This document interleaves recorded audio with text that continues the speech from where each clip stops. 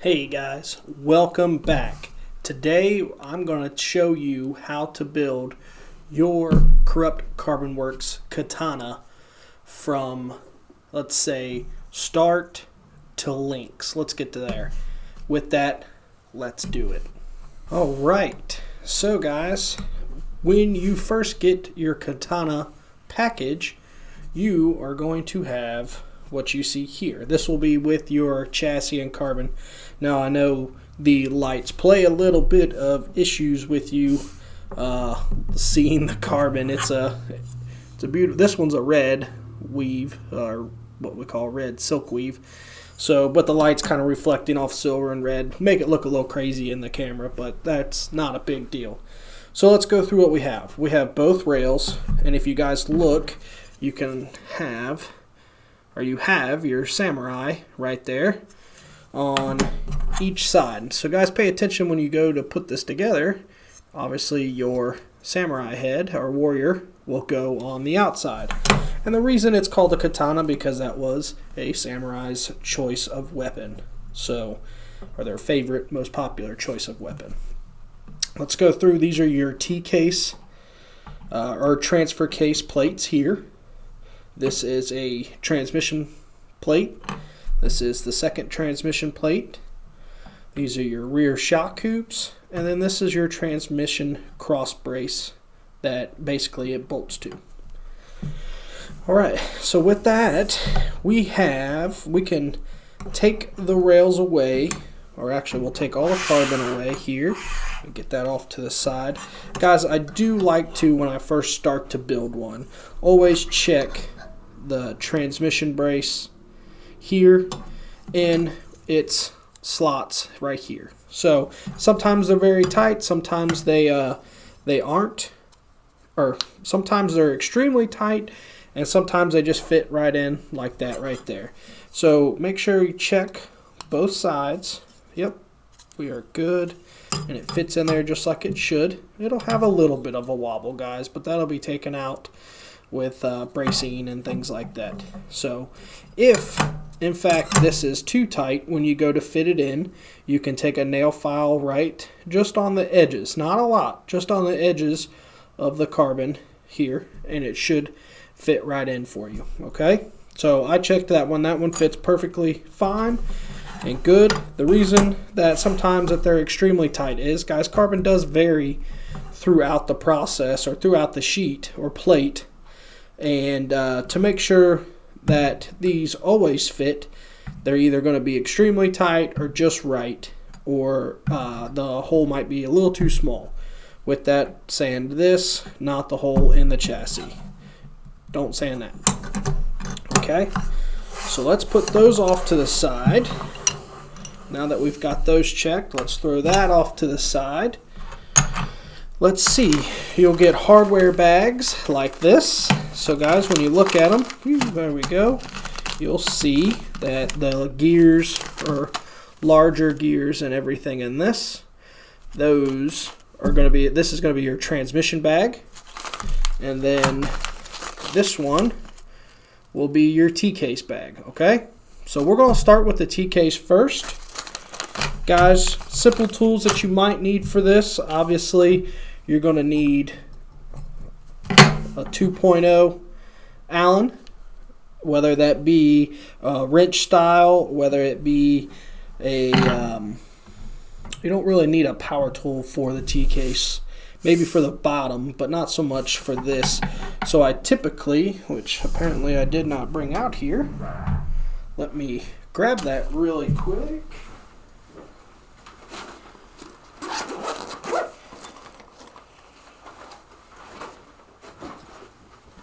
There we go. So I'll typically have a wrench like this here. And then this is ours. We've got more coming, being made. And then that's pretty much all you'll need, other than maybe some pliers there, another set of standard pliers, maybe a wrench too. And that will be for after you're finished. And that will be for putting the T-case to the skid.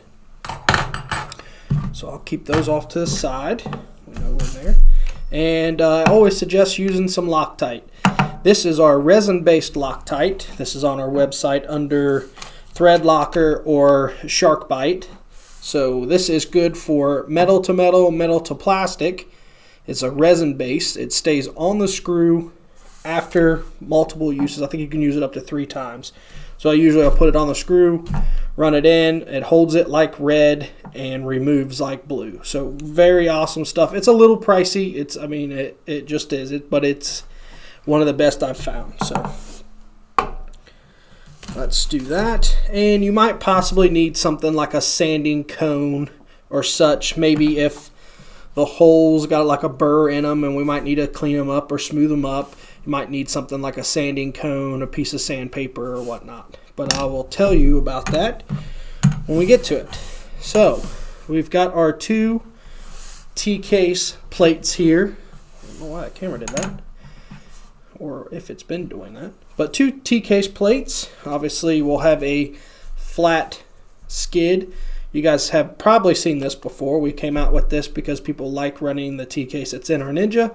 So it's the exact same T-case that is in the Ninja will be in the Katana for everybody. All right. Let me make sure we've got everything, and then we'll get to building.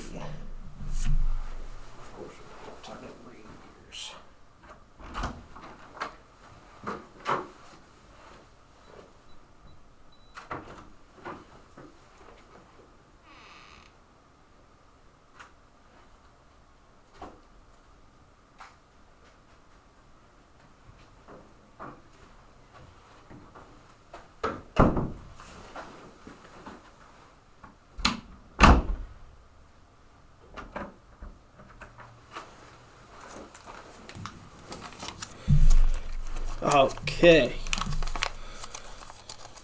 so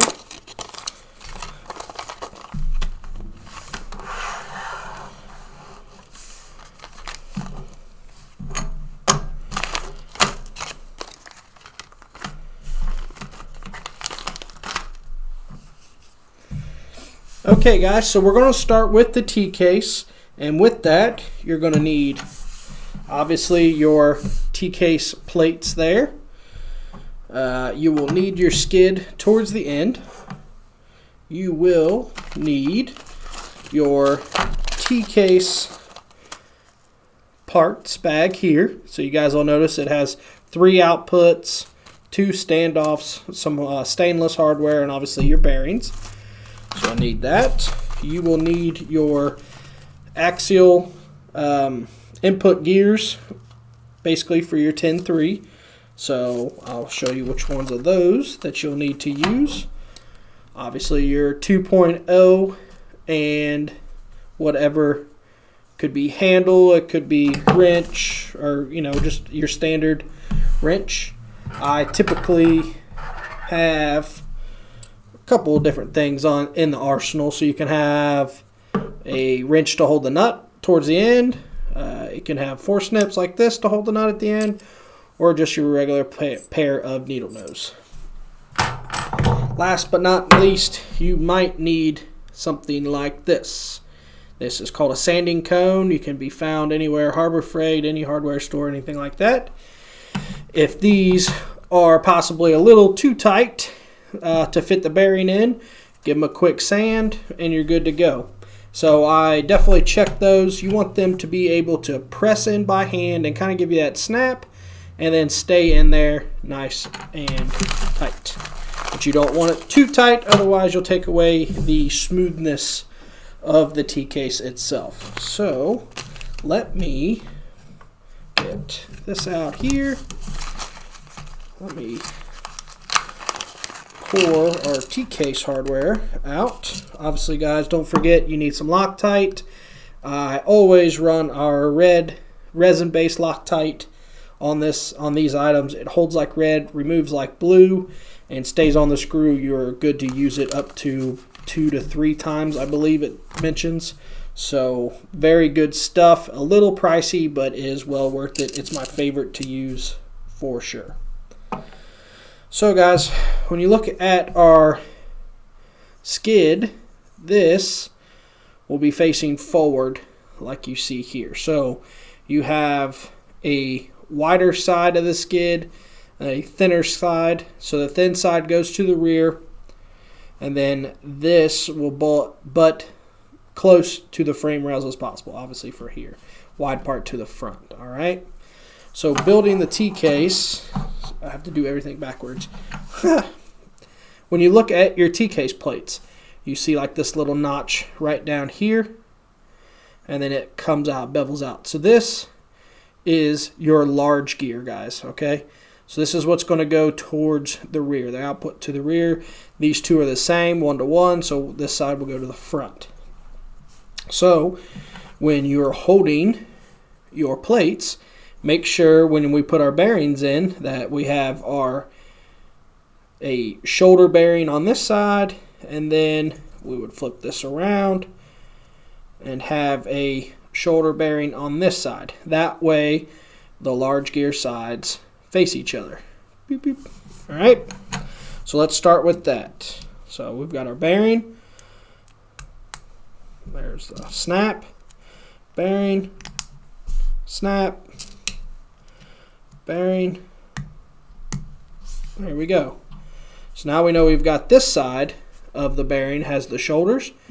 So we need to take our other one, match it up to where we have the larger gear side, and we're going to have the shoulders on the inside. All right.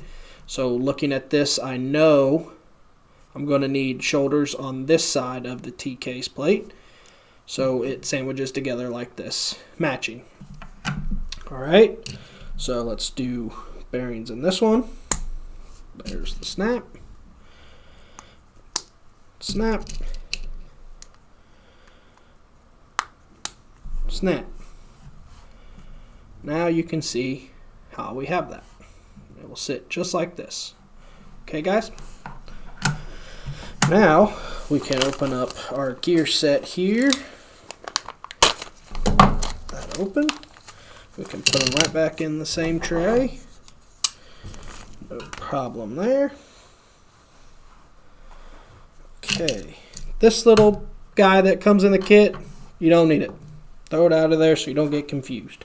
So we know these two are the same gears that you see in the tray right here.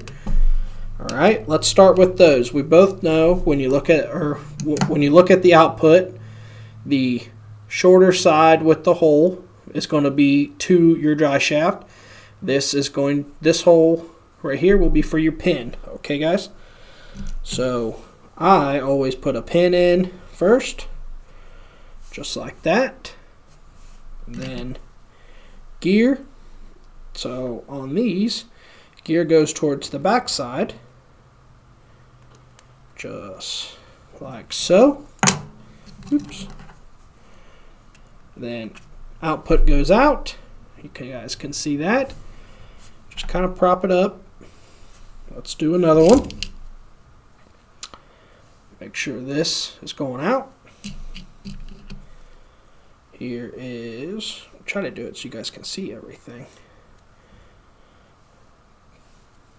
There we go. Oh, outside. Getting ahead of myself here. Make sure your pin and everything drops in there just fine. There we go. Same ordeal. Right out. They should mesh right up with each other. Perfect. All right. Now you know we're getting to the larger gear. This output faces the opposite way. So we know this is our dry shaft side. So we will do it like this. Here we go. Gear, larger gear.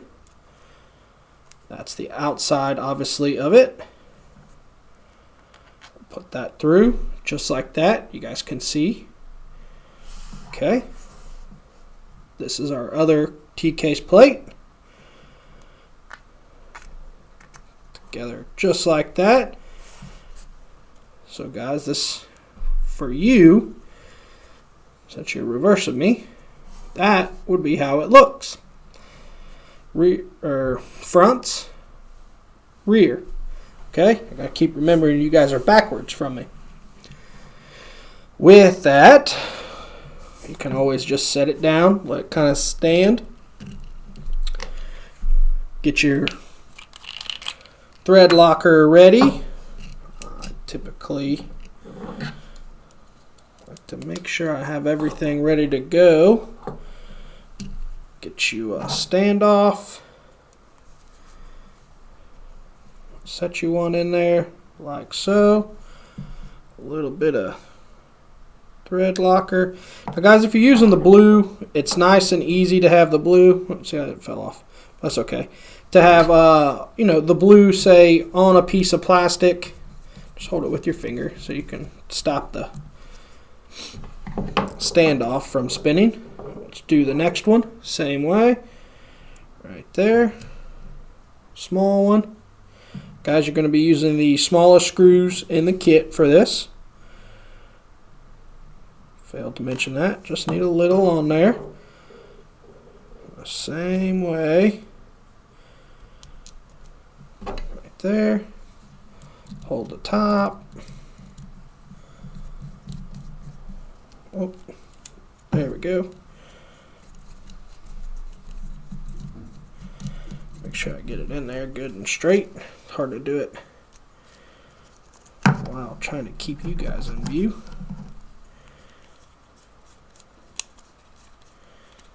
There we go. Sorry.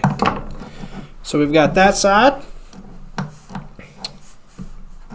Reverse this so you guys can see it correctly. And we're going to do the other side. So guys, the standoffs are going on the humps up here. Okay? Standoffs on the camel humps. Alright? Flat side will go towards the bottom. Alright? Spin that around. Let me get the other ones ready to go. If you guys hear any kind of like trucks or construction or anything like that, they for some reason wanted to feel the need to start today in the middle of winter right outside the video or the studio room window. So lucky me. I actually wanted to do this earlier, but they were jackhammering. So thread locker on there. Put it in.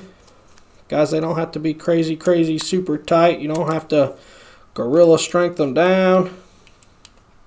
Don't have to King Kong it. Boom. Right there. So there is what your T-case will look like. Guys, you still got hardware. Don't forget, this is what's going to go to the skid itself. Get that off there. There we go. We won't need that for the skid part. So you guys can feel and see extremely smooth. Okay. This one will go to your axle. This one will come from the transmission. And then this one will go towards the rear of the chassis itself. Skid wise, so you guys can see it correctly. Here's our skid. Obviously front, rear. What I always do, guys, to start with, if you're working with the skid, grab you a razor blade real quick. Nothing crazy, nothing has to be abnormal, okay? Trim these sides up, just clean your skid up. You know, sometimes there might be a little plastic burr or something on there. Make sure they're good and smooth. Same way on the outside here. Good there. And then keep this razor blade around. You'll need that for inside the pockets of the links, more than likely, because we like to make them extremely tight so you get as tight a fit as possible and not have any wiggle room. Front, rear, obviously. We will set this down on top just like that. You guys can see it. Now underneath you've got 3 holes. You will want to have the edge with the front outputs all the way as tight as you can to where the frame rails are going to go. So the front output to the front dry shaft, or the front axle, the first hole underneath that will go to the furthest hole closest to the chassis rail side. So what that looks like, guys, let me get this lined up just like that. Longer screws right in there.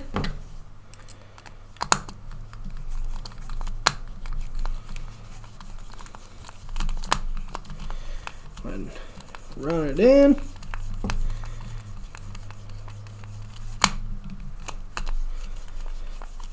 Usually, sometimes they slide, guys, so these holes were probably printed a little tight, but that's okay. That is not something I complain about.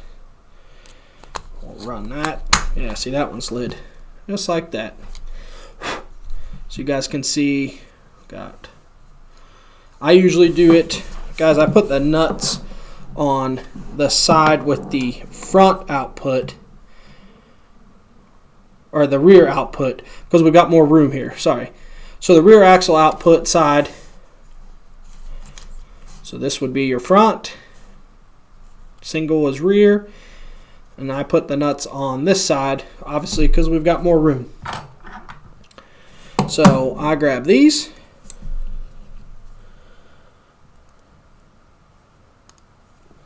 clip them into place if I can. Try to do this on screen for you while I'm leaning over.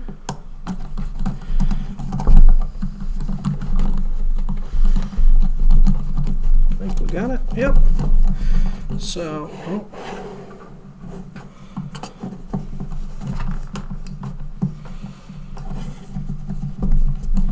let's tighten that down. So that one is on there, you guys can see. Okay, let's do this one. Same exact way. Guys, I think I bought these at Harbor Freight, if anybody wants to know. That down.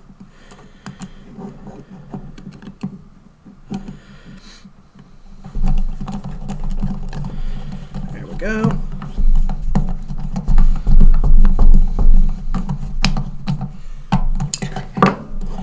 And then I usually will finish them off. If maybe you don't feel that they're tight enough, you can put a wrench on there if you'd like. Hold the wrench, give it a little snug. Good. Wrench in place. Hold it. There we go. Good and snug. There is your T-case for your Katana. Now let's move to the transmission. Get that stuff off here for us. Transmission time. Let's pour out our parts bag. These are our 2 plates here. Obviously, we've got 3 gears. Okay, you can see one is smaller than the other if you put them on top of each other, but I've been marking them with red Sharpie, so you get, or sorry, silver Sharpie, so you guys can see that. So larger gear, smaller gear. We've got 3 standoffs. We've got a assortment of shims, 2 different sizes, 0.2 mil and 0.5 mil. We've got 2 pins, got 2 longer, I believe I have 10 millimeter and 6 millimeter hardware. You've got 4 bearings, one output and one long screw. I believe, if I'm not mistaken, it's 22 millimeters. Okay. Oh, and plus the shim here for the shaft. I'll bring this one in. So if you guys want to see kind of an idea of how they look completed, this will be what we're going for. All right. This one's been done for a long time. This was probably from the first prototype days. So I always build them with this side facing me, like in my hand, like this. All right. So with that, you will have to match your sides up. Let me see here. I'll flip it. There we go. Maybe. Did I do it wrong? Yeah. Oh, I had it right the first time. So you have to match your sides up. So you've got here the plate and then this one. You will want to set it on top like this. So you know what side your bearing shoulders are going to go on. Okay? So this is how I will typically build it towards me. And then this side on here. So we know we need shoulders on this side and shoulders on this side. So with the bearings, these might need to be sanded too. No, that one's good. Let's see. Sometimes they're a little tight. That one's good. Good and tight. Same way here. We know this side is the side we need. So, good. Good. So now we have these just like this. Okay. Ta-da. Just like this. So you guys can see the curves follow each other. Bearing holes are in the same spot. Now we are ready to start. So let's see. With that, I just want to get you guys going correctly. Yeah. We're going to start with the output. Obviously, dry shaft side again. Pin side there. So we'll do a pin right like this. Okay, and then we will want our smaller gear. You guys can see it's got like a little lip here, this side, just like that. You can see lip is on. If the camera would focus for me, I don't know why it won't. Yep, lip is on the side that the dry shaft's going to. Pin is on this side, okay? And we know this has to go in the far hole. It's going to go right in this one, okay? Motor side, far side. So that will go in here just like that. That little lip is what keeps us spaced off of the bearing, okay? So you guys can see that there. I typically start with 1.5 millimeter spacer or shim and 1.2 millimeter shim. All right, and then you can throw this on there just like that, and then we will actually move on to the next gear, which is our smaller one. Go ahead and put that right here in this other spot, right there. So small gear to the bearing side. Then we have one more pin in that, right there. Hopefully you guys can see. Pin goes in the small shaft you just put in. Next one we got going in is pin side down, obviously, in the larger gear. Let's do that. Make sure we get it to fit in there just right. Excuse me for pulling it up here. Got to make sure. You might just need to touch that pin a little. Okay guys, so now that we've got the gear down where it needs to be, pin and everything aligned, make sure you press hard, make sure everything is where it needs to be. We need to put a shim on this side. I typically get down and look right in here, and I'll gauge how far like the sleeve is coming out to here. So these sleeves, I believe, are hand cut, guys. So they'll vary from time to time of what you need. I will take a look at mine and see about where I need to be. Maybe a 0.5. So that's why I give you more shims than needed, to allow you to tune your transmission. So always check, put your plates on. There we go. Feels a little tight, but you want to check with your standoffs where they're going to be. Try not to hold the bearings while you do it. It's a little tricky sometimes, but might be just a little tight. So we can take that off. I put a 0.5 on there. Let's put a 0.2. That might get us where we need to be. Let me check.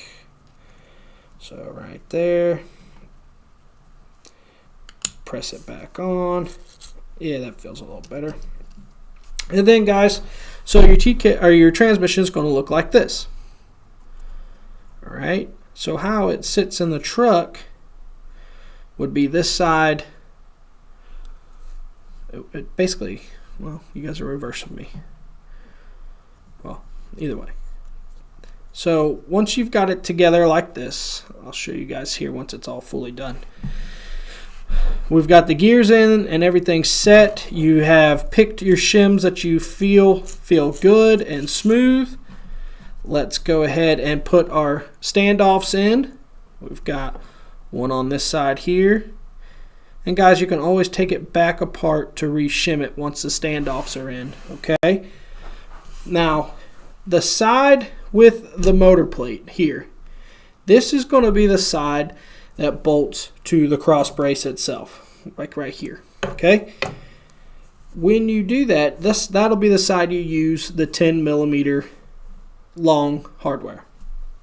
So the smaller side, like this plate, will be where we use the smaller hardware into the standoffs, all right? So same way that we did the T-case, let's put a little thread locker on it. Good. Just drop that in. Let's screw that down. There we go. Same way. Small screw. There. Oh, gotta put your other standoff in first, guys. Let's put the standoff in. There.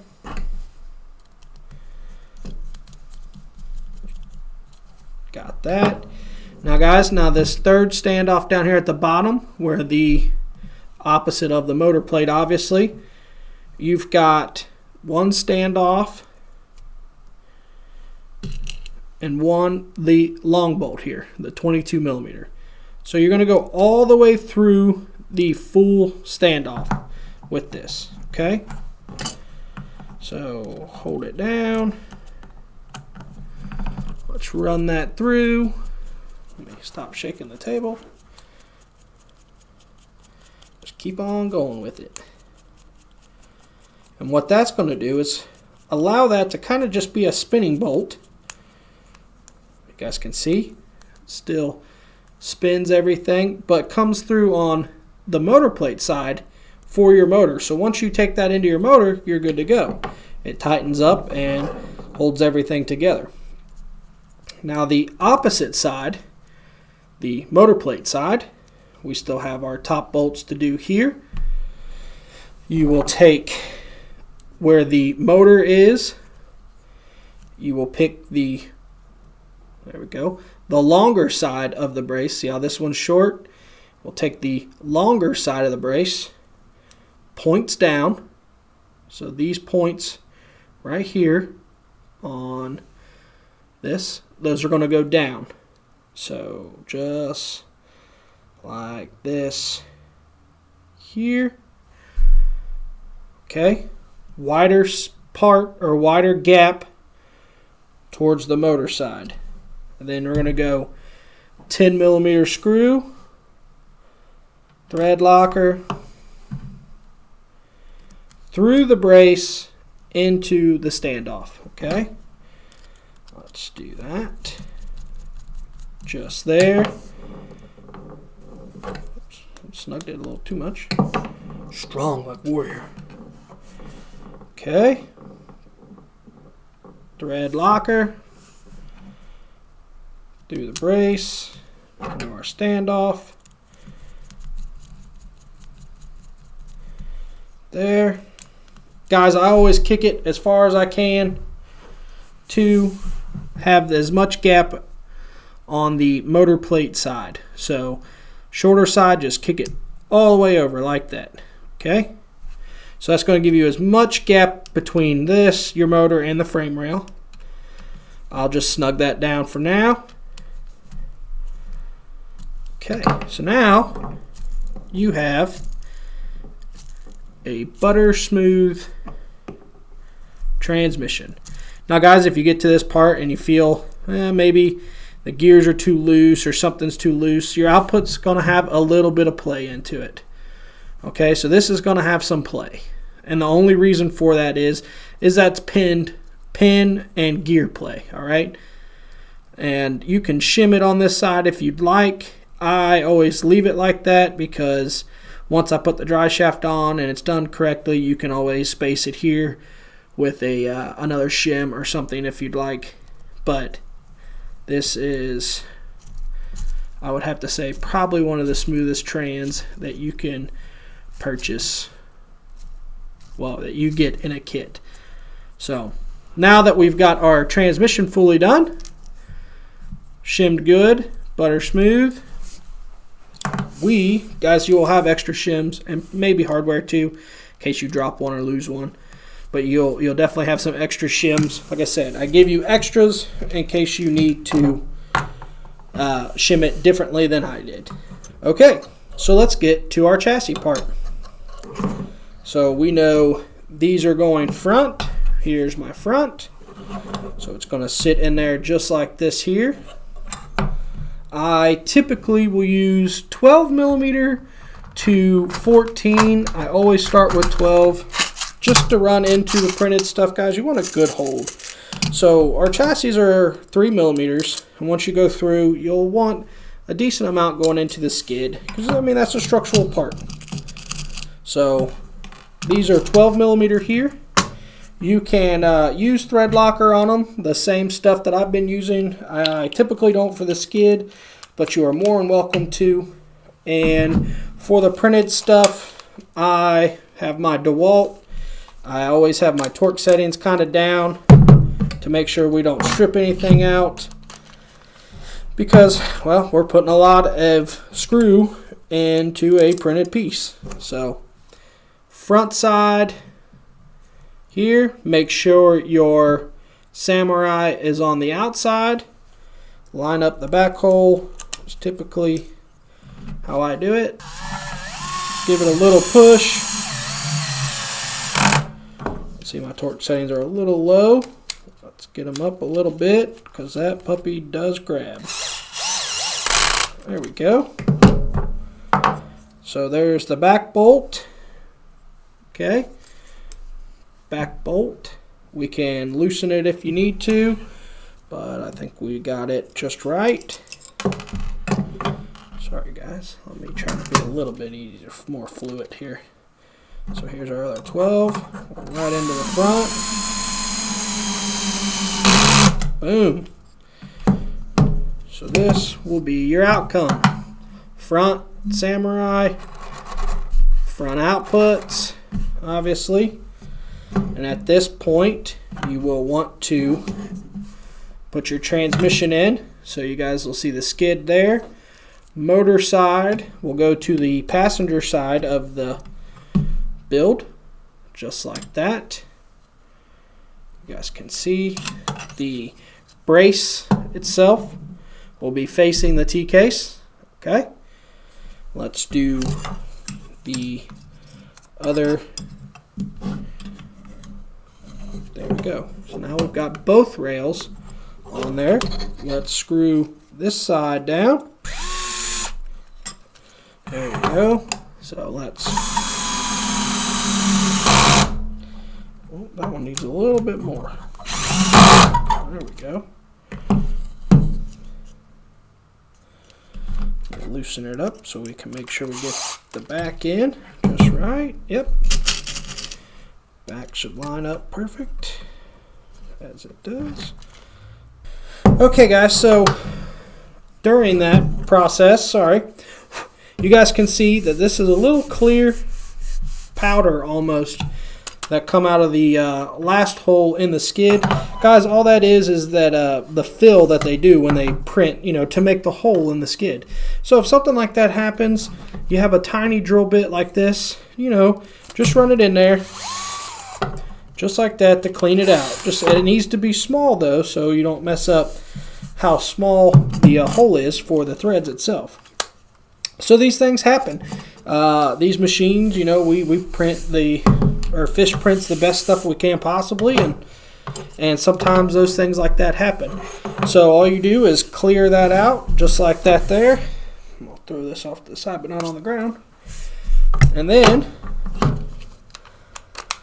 just like that, grab your screw. All right. Now, right there, boom. Now it's done. You guys can see how that build goes. Just like that. Sometimes you run into some hiccups, but that's not a big problem. That's how you take care of them. Don't keep trying to run the screw in because it's packed full in there, But that typically doesn't happen. I think I've only had that happen maybe once or twice ever. But make sure everything is good and tight. Good. Good. That one didn't click on us. There we go. Good there. So you guys can see we've got the front outputs here. We've got our front output here on the trans going to our outputs on this. So that's going to get you to the stage you want to be. Your kit will also come with one of these. Just like this. It's a little brace. If you look, you're going to want to go into that hole right there, right above the slot that the transmission goes. And for the very reason is this is going to keep that real tight connection between the two and make sure that the trans does not slip out of the spots. So I use 8mm for this. So we'll take your brace, put it in there, kind of give it a squeeze, or let me do this. So hopefully you guys can see that. Hold it in its spot. You can always, let's put our Loctite on there. Let's not forget that. Like I said, it's good for metal to plastic, plastic to plastic, and metal to metal. So some of it come off, not a big deal. So we've got our chassis there, brace going through. Let's run that in, just like that. Let's get our other one. Drip still coming out of it. Perfect. Right through the chassis, into the brace. There we go. Let's give that a good there. Good and tight on both sides. And this is the stage where you can put in your CMS, which we definitely can. So that would be this piece here. Let's get to that stage. Ooh, there we go. So guys, this is our dual servo mount here. Fish's Crawler Parts, 70 millimeter it shows. We use this for the Katana, for the Ninja, for the Reaper. It works great. It's extremely strong, extremely stout. It is as thick as the skid itself and made out of the same material. For this build, the Ninja and even the Reaper, you can just snip these right off. There's no reason for them to be up there. For this build, like I said, it's a universal piece, but for these, I will just snip these right off. So to do that, some typical side cutters, just like this here, will do the trick. Line your side cutters up with the outside edge. You guys can see that. Just give it a snip. Same way with this one. Just give it a snip. Pull it right out of there. Same with the other side. Snip. Snip. Pull it out. Now, get this out of my way. So now you just trimmed those. You guys can kind of see those little peaks maybe left in there. Grab your blade. Give those a good clean. Boom. Let's move over to our other one. One good swipe. Oh, let me lock this. There we go. One good swipe of it. Boom. Cleaned. Get that off. Bottom side. Or other side. Boom. Let's trim that one a little bit more. Just clean it up. That's all you got to do. There's that one.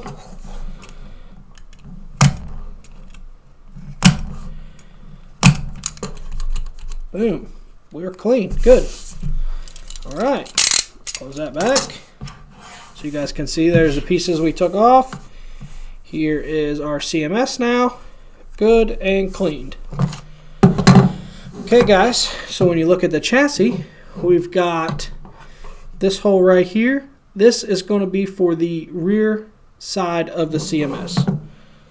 So when you're looking at it, it's going to be just like so, right there. Let's grab some 12 millimeter screws. Guys, you can get all this hardware from us on the website, from K&K Hardware. That's what I highly suggest. Nice, great stainless hardware that's not going to strip on you. Let me turn it on its side so hopefully you guys can still see that. There we go. Makes it a little easier. There we go. As long as we get one started, we'll be fine. Alright, so we got that one started. Leave it a little loose. Come up here to your front. You will be going in the center hole of the 3 up front. Run that one down. Let's revert to the other side. Same deal. Make sure you get it lined up.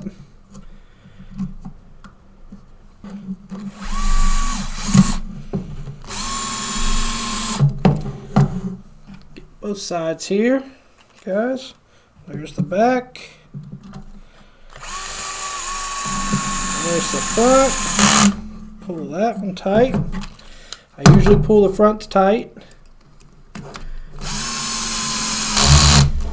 Front are tight. And then guys, you want to push this back up as high as you can to the top of the slot is usually what I do. So just kind of angle it up and run her home. Good to go. Same with this side. Make sure you're pushing it up. Boom, run her home. So with that, it'll help you with the angle of the chassis itself. Once it's done, it should level the servo and such out once everything's sitting straight and ready to go. Guys, with your panhard, depending on your setup between this side or this side, vice versa, whichever you need, your panhard bolts can go from the inside out to nuts on the outside, or you can go from the outside in with nuts. A servo will fit there. It is just extremely snug, and getting the nut in there might give you a little bit of a fight, but shouldn't be an issue. We have literally done tons of them. Okay, panhard. Guys, this is pretty much to the stage where links come in. So, with that being said, I hope this helped you out, getting everything you needed to get accomplished, and you should be able to go from there. Your rear shock hoops, guys, are going to be per your build and per your wheelbase. So whichever way you would want to go with it. This side does allow you, this does allow you to rock the shock hoop down or back, depending on where you need to place it. Okay, I usually run my shock hoops on the inside. That way, when you get to your body mount part, your unicorns can bolt in here just fine. The rear will need to be trimmed because you're mounting these on the inside. If you mount them on the outside, your unicorn won't be long enough. So mount them on the inside and then trim your unicorn body mount. Okay. There it is, guys. We got the Katana to the link stage. This is at least where I put my links on at this time. Hopefully you were able to follow with the video. Hopefully I didn't miss anything. If I did, I will put it in the comments. So sorry about that. But if not, and you're to this stage, I cannot wait to see what you guys make of these. To see them out in competition, to see them out with your buddies, your friends, or just see them just flat out having a good time. This chassis, I think, is going to be a killer, especially for Class 1. With that being said, thank you so much for the love and support that you guys always give to Corrupt Carbon Works. And we've got more coming down the pipeline. So just hang tight and get ready. It's going to be an awesome year. Katana.